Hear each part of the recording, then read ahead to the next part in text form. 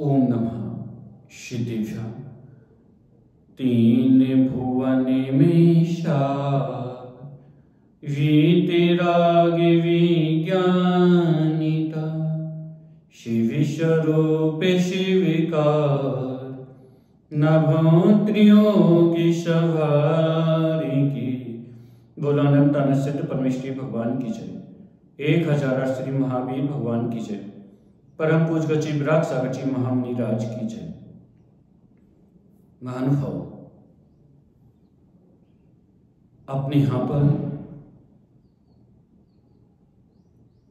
महावीर भगवान ने आदिनाथ भगवान से लेकर महावीर भगवान पर्यंत तक सभी ग्रंथों में दान 4 प्रकार के बतलाए गए हैं,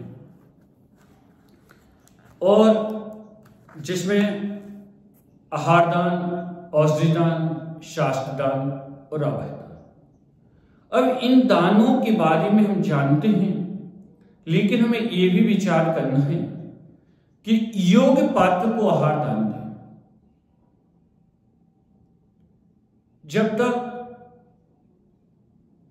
या औषधि दान दें तो योग्य को दें, शास्त्र दान या अभय दान में से जिसको आवश्यकता हो उसको ही वो दे।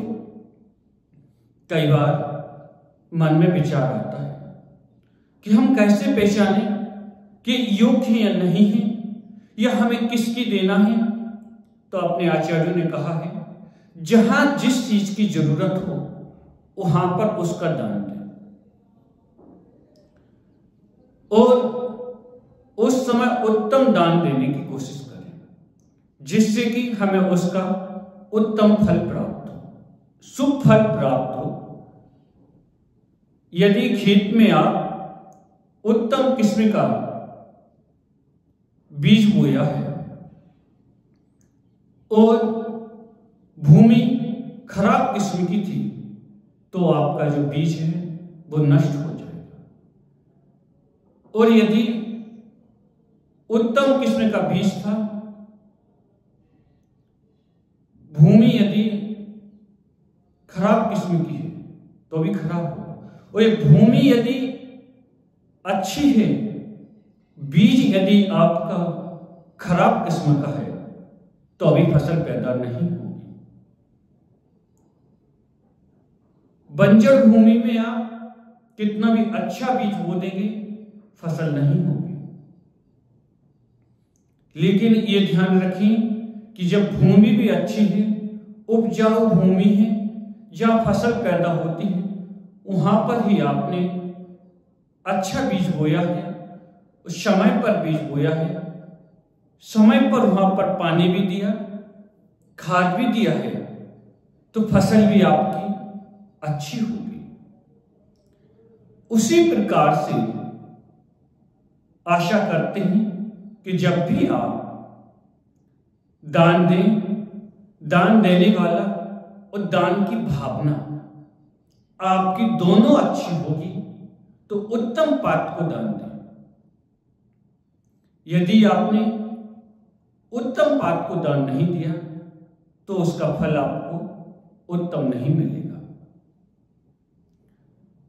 उत्तम पात्र के लिए अपने यहां पर 28 मूल गुणधारी मुनिराजों को उपाध्याय आचार्य मिले। उत्कृष्ट पिटमाधारी माताजी, क्षुल्लक, ईलक जी जो होते हैं वो मध्यम होते हैं। पात्रों को आप दान दें, और त्यागी वृत्ति, सम्यक दृष्टि जीव, ये जघन्य पात्र होते हैं। इनको आप यथा योग्य भक्ति के अनुसार दान देते हैं, श्रद्धा से दान देते हैं, भावपूर्वक आप दान देते हैं, तो उनका फल आपके लिए जीवन में फलित होता है। आचार्य समंतभद्र स्वामी ने रण कंडक साहब में लिखा है, और आचार्य कुंद स्वामी ने रण सार ग्रंथ में भी, कि आप जब भी दान दें तो पात्र को देखकर दान दें। यदि आपने औषधि दान दिया तो औषधि दान के जहां जिसकी आवश्यकता है, यदि कोई साधु है उनका स्वास्थ्य ठीक नहीं है, आप औषधि दान दें। और यदि कोई श्रावक है, आप जिनाला जा रहे हैं, रास्ते में कोई श्रावक है, पीड़ा से परेशान है या एक्सीडेंट हो गया है, तो आप ईना विचार करें कि उत्तम नहीं है। वहां आपका कर्तव्य भी है कि जिनाला जा रहे हैं, आप गाड़ी से जा रहे हैं, आप पैदल चले जाएं, उसके लिए अपने ड्राइवर के माध्यम से हॉस्पिटल भेज दें, ये आपका कर्तव्य भी है। तो आपको अपना कर्तव्य भी निभाना है और जिनाला भी जाना है। ऐसा नहीं है कि केवल आप कर्तव्य का पालन ना करें, धर्म का ही पालन करें, तो आप श्रावक के कर्तव्य का भी पालन करना है। आपने चाहते हैं कि आपके जीवन में कभी कोई बीमारी दुखी ना आए, तो आप औषधि दान दें। आहार दान देने से आपके चारों दान मिल जाते हैं, फल मिल जाता है। क्योंकि आहार दान देने से मुनिराज के वो उसके माध्यम से वो स्वाध्याय करेंगे, तो आपके लिए उसका भी पुण्य संचय होगा, वो शास्त्र भी। और यदि आपने किसी मुनिराज के लिए रोकने के लिए व्यवस्था कर दी है, तो अभय दान हो गया है। शास्त्र दान, उनके लिए कोई पुस्तक की किसी उपकरण की जरूरत है, वो उपलब्ध कराने पर उपकरण दान है। जब जहां जिस चीज की जरूरत हो, आप उस चीज को दें। मुनिराजों के लिए नवदा भक्ति पूर्वक आहार दान दिया जाता है, ये बहुत महत्वपूर्ण है। तब अतिथि के सामने जाएं तो मुनिराज के सामने, हे स्वामी आत्रो आत्रो आत्रो करते हुए पड़गान करते हैं।